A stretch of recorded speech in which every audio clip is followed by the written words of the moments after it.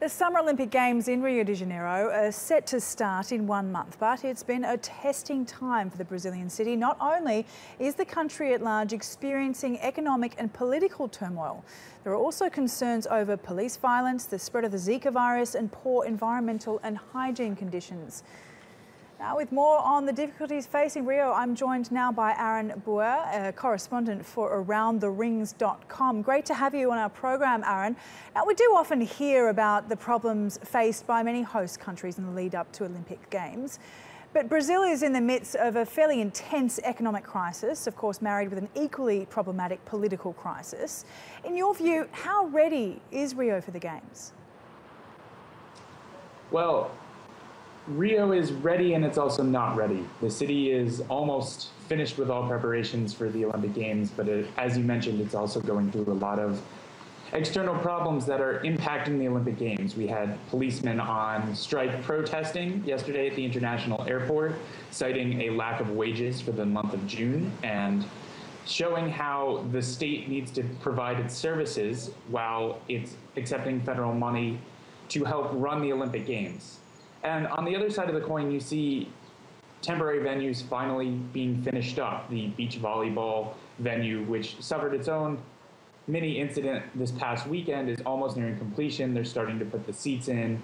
Venues in and around the Olympic Park are getting their final touch-ups, and we have 1 month to go to just finish all the final preparations so that everything in Rio is ready to receive the world's best athletes. But the economic crisis has really left organisers scrambling to cut costs in terms of building and also just preparing themselves in general for the Games. Tell us more about the particular corners that have been cut here and how it will impact the Games. One of the examples comes to mind, cleaning up the waterways for all the rowing teams that will be rowing on. It seems to be put to the side. What are some other areas that you can tell us about that seem to have been sidelined?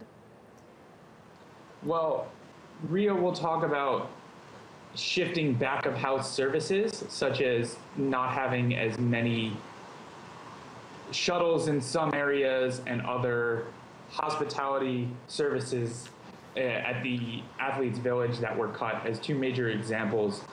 They don't like to use the term budget cut, they like to say restructuring. It seems that nothing that's going to affect the athletes themselves has been really cut. It's more just making sure that they took down promotional things around the city. You're only starting to see advertisements that are, for the Olympic Games just pop up about now. And it doesn't look like an Olympic city. It looks just like Rio de Janeiro with a few makeovers that they're adding to remind people that the Olympic Games are going to happen. So small things like that were cut, but nothing major to the venues, like a reduction. Thousands of seats, for example. Right, okay. And obviously it's facing the health crisis with the Zika virus too, with many high-profile athletes dropping out of the Games. Aaron, we'll have to leave it there. We're running out of time, but we really appreciate your insights today in our program.